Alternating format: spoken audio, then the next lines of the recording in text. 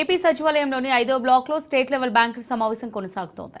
2024 October 17న జరిగే SLBC సమావేశంలో అధికారులు ఇచ్చిన రిపోర్టుపై భేటీలో చంద్రబాబు చర్చించారు. వికసిత్ ఆంధ్రప్రదేశ్ 2047 డివిజన్ డాక్యుమెంట్ లక్ష్యాలు, P4 విధానం అంశాలపై ఎస్ఎల్బీసీ అధికారులతో చంద్రబాబు మాట్లాడారు. టిడ్కో ఇల్లు, డ్వాక్రా రుణాలు, ముద్ర రుణాలు, స్టాండప్ ఇండియా, పీఎం స్వనిధి లాంటి కేంద్ర పథకాలపై అధికారులతో చర్చించారు.